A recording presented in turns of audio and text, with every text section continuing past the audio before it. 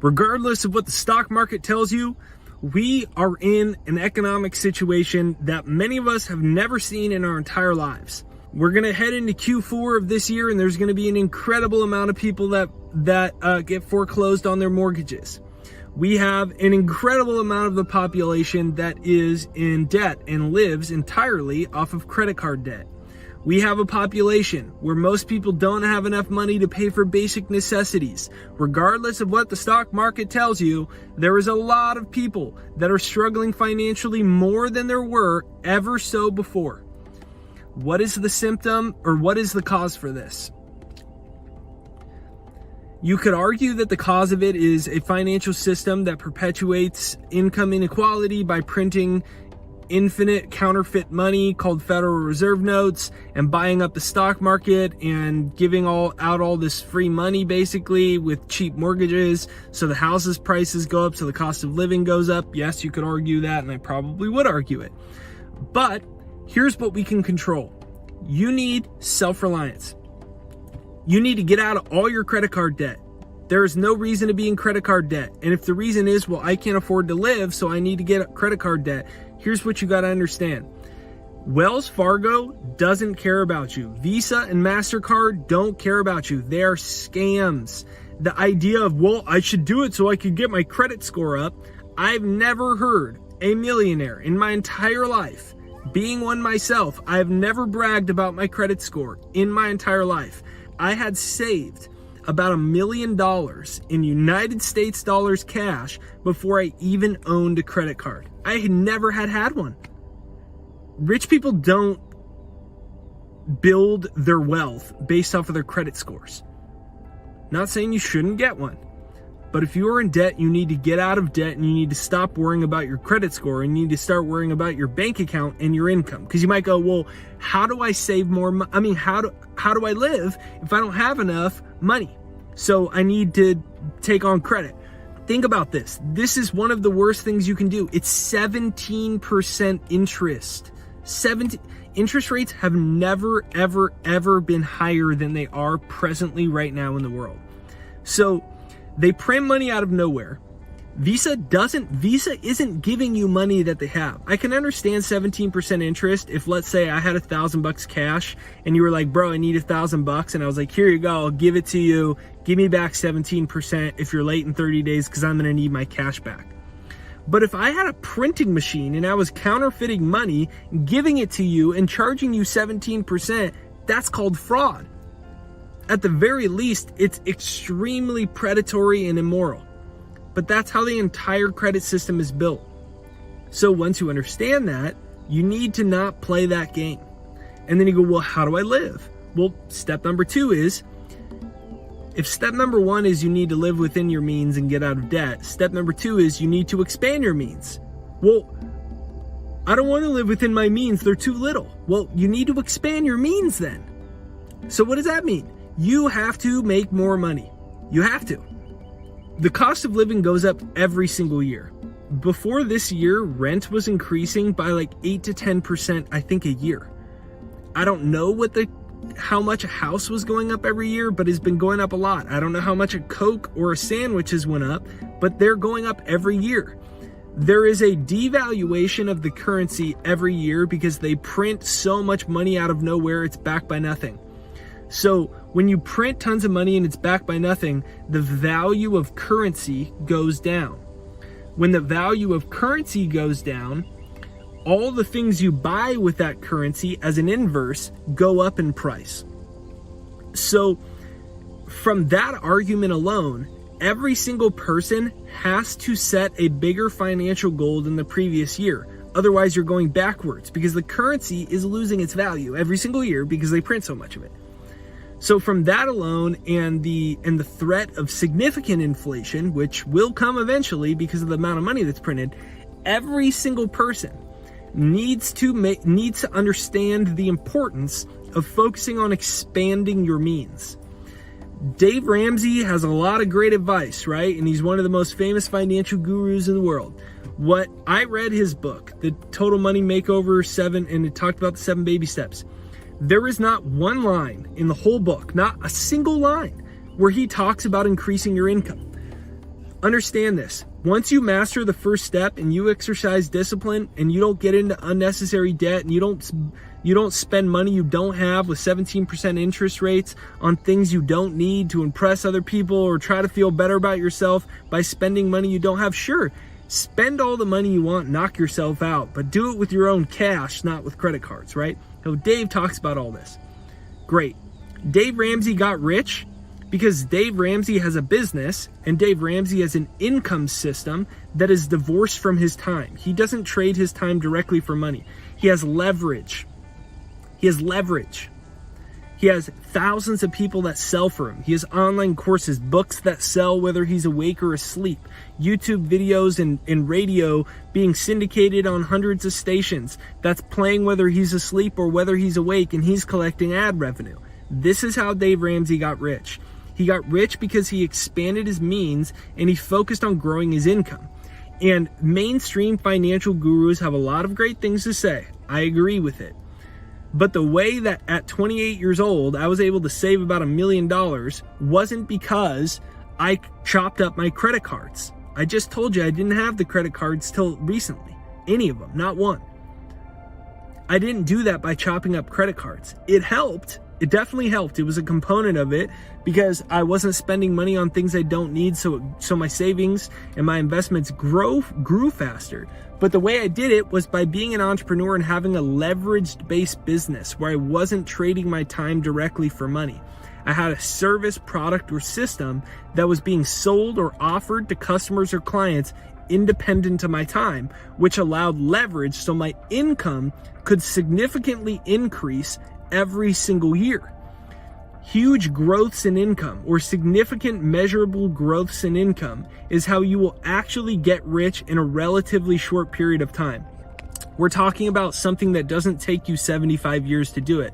The only way you're going to do it is by raising your income. This is why it is, and especially right now, what people don't understand is Jeff Bezos, he's a psychopath. He doesn't care about anybody. He doesn't care about any of his employees. It's the way it is. There's nothing we can do about it. Jeff Bezos will be one of the largest employers in the world. For sure in America, he will be in the next 10 years through Amazon. There's a lot of other people like that. They don't care about you. You work for them and they could care less about you. Jeff Bezos is haggling his employees over a $2 raise right now. So my point is, you don't think that Jeff Bezos is going to invest billions of dollars to replace you with robots? Get real. We already know he doesn't care about people. I'm not saying it's right. I think it's pretty screwed up, but it's just the way it is. He doesn't care about people. He is going to replace people with robots. There is a vast amount of low-skilled jobs that will be gone in the next 10 years. Retail jobs, warehouse jobs, eventually truck jobs are going to be gone because they're going to have AI driving trucks. You're going to have people at maybe cooks, especially basic cooks at fast food chains. There's so many jobs. There was just a huge layoff of Microsoft and IBM that replaced a bunch of its writers with AI. And now they're having AI source a bunch of like tech articles and repurpose them instead of paying people to do it. So you've got robots that are going to replace a lot of jobs. We will lose a lot of low skill jobs and labor jobs as well. Eventually construction will be done by robots even. I don't know if that'll happen in 5 years, it'll happen in 50 years, but just think about it. There's a great book called The Rise of Robots that talks a lot about this stuff. So the reason I say that is because this is why it's so important to start a business. Wealth comes from ideas. Wealth comes from ideas. So you need to be an idea person, or you need a high skill that you can help somebody else with an idea, grow that idea to the marketplace so they can serve more people and thus increase their revenues and increase their sales, and you're an integral part of it, and maybe you're tied to the profits of it instead of trading your time for money. So if the business succeeds or the idea helps more people in the world, your income will grow in relation to that. So you think about the fact that all these jobs are going to replace, right? And then you think about how many jobs are even going to come back since they shut everything down due to all the virus and all that type of stuff. How many of those are going to come back? Who knows?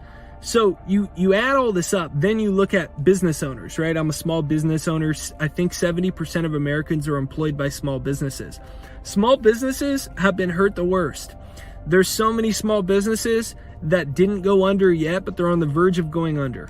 They are in debt, or their incomes have been cut significantly, and they're just hanging on by their last legs, which means even if they aren't laying people off, they're going to stop hiring people. Even Google and Microsoft announced that they're going to stop hiring people for now. Those are huge companies. Well, what about mom and pop companies? So you look around and you say, man, the best way I could take care of myself is to hold the reins for my income. Is to not be reliant. I mean, what if they say another wave of the virus comes and they lock us all down again or something? And then more jobs are gone. This is why it's so important to become self-reliant. So this leads me to the third thing that is important. You need a skill. So you have to ask yourself a question.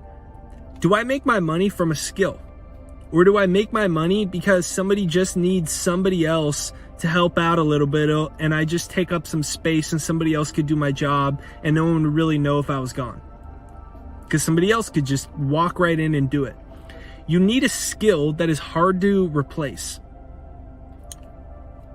And you might say, well, what kind of skill? Well, you need a skill that improves income in some capacity. It could be anything. You might be really good at managing people. You might be really good at public speaking. Maybe you're a really good creative writer or editor. Maybe you're a really good music coach.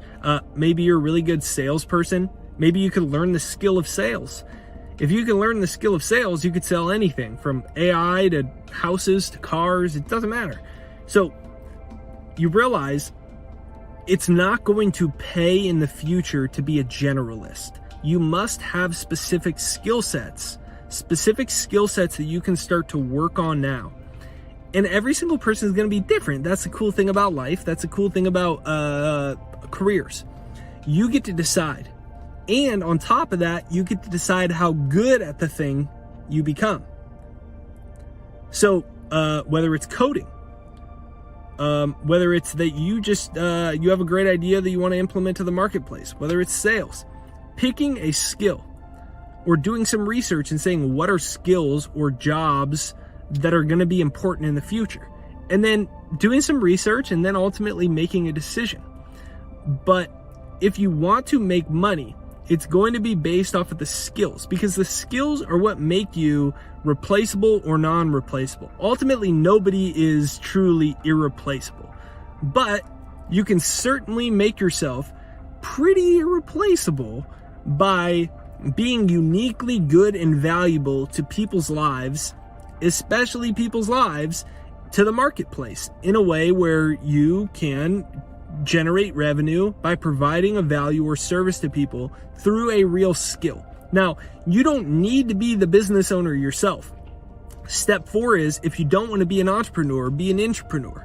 An intrapreneur is somebody that has a skill that works for somebody else that has the real idea. And maybe you're involved in the profit sharing. Steve Ballmer's a billionaire. He owns the Clippers. I forget if it was IBM or Microsoft that he worked for, but he didn't come up with the idea. He was the head of sales. So he came on and he was very energetic and a really good salesperson. If you've ever seen videos of him, he's quite wild, screaming and jumping up and down full of sweat on stages. He didn't come up with the idea. He knew how to sell, or he got good at sales. And he said, look, let me come sell. And as it worked out, he was ended up getting tons of equity and shares in the company, and he became a billionaire because he was good at selling somebody else's idea. So if you don't become an entrepreneur, that means become an intrapreneur. That means to take one of your skills. Maybe you're good at digital marketing. Maybe you don't know anything about digital marketing, but now you're recognizing the importance of online marketing, especially as the world becomes more digitalized. Maybe you take some courses and you learn digital marketing or Google Ads or something, but you don't have an idea of your own, but now you have a skill. Well, maybe one of your friends, or you put the intention out and you eventually meet somebody that has an idea you like. It could be a new shoe, or it could be a new app, or it could be a health drink. It could be anything. It could be a massage company. It could be anything. but you then, or maybe it's a software, right? We'll use the example of Steve Ballmer, and you have this digital skill. So you say, look, I love what you do. I believe in what you're doing. Maybe it's your friend or maybe it's a stranger. And you say, look, let me come on and work with you and I'll do all the advertising. Boom, you got a partner, game on. Sharing profits, or you're involved in some level of equity, so you're not directly trading your time for money forever. So if the company increases in success, your income rises in proportion with the new level of success. So you don't need to be an entrepreneur, but you do need a skill so you can be an intrapreneur and involved in the ground level of something. Maybe eventually one day you branch off on your own. Maybe you spend 5 or 10 years working for a very successful entrepreneur. You learn an incredible level of skill set and you eventually build your own business. Maybe you're a bookkeeper. Maybe you learn CPA, and that's something you're like, man, that's really important, clearly, especially in trying financial times. It'd be good for me to be a financial expert. So you become a CPA or bookkeeper, you work for someone's business, and eventually you go out and you build your own CPA or bookkeeping business. This is what needs to happen if you want to be able to get ahead financially. The next thing that needs to happen is you need to assume that nobody's going to help you. Even if you think that you have a pension guaranteed, assume the state is bankrupt, which they probably are because almost every single pension is underwater. If you're waiting for the government to give you money, assume they will never give it to you. If you're waiting for a family member to give you money and you inherit it, or someone to help you out, or you're waiting for that, assume they won't give it to you. Maybe they will give it to you and you'll get lucky. But the reason that this is so important is because otherwise you develop a habit of waiting on someone else to supply your financial needs. So you create dependence instead of self-reliance. If you want to create financial freedom in life and you want to get ahead financially, you have to create financial self-reliance, which means you don't rely on your mom, you don't rely on your dad, you don't rely on the government, and you don't rely on your single source of income, which means you start to diversify income. Maybe you got a job and so far it's been good, you kept your job and you're really valuable and you enjoy it and you're great and your boss loves you and all that stuff, but you can't count on it forever. So what does that mean? You're not dependent on one source of income. So you start a side business in your spare time and maybe you bring in an extra couple $100 or an extra couple $1,000 a month and you position yourself just in case. So what I'm saying here is, if you are dependent on somebody else to give you money, you're always going to be in a financially vulnerable situation. And in this world, 2020 has showed us there's so many variables that are unknown and that we don't control that can negatively affect us financially, that can leave us hanging there naked, that can make us vulnerable to foreclosure on mortgage, bankruptcy, business going under, not paying rent. And you need to be self-reliant.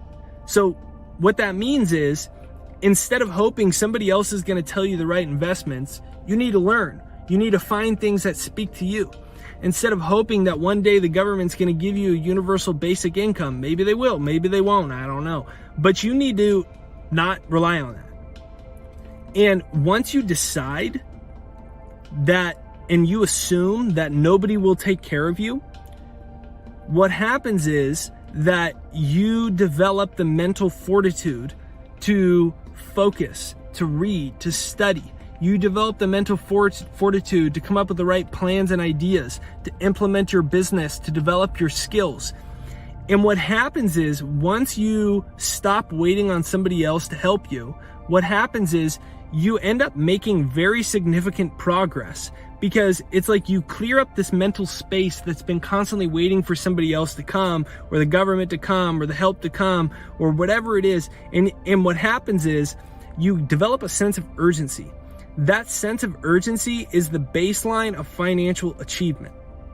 So I hope you enjoyed this video.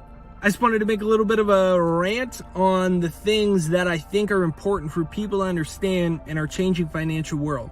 So if this video speaks to you, be sure you leave a comment down below or hit the like button. These things actually do help the YouTube algorithm to send this video out into more people. So if you think this video is valuable, hit the like button or leave a comment down below, and that'll help out the algorithm. And maybe consider watching it again or sharing it with a friend, and hit the subscribe button. So hope this video speaks to you and you find something useful in it. Thank you for watching. I appreciate it, and it's nice to meet you. I'll see you on the next video.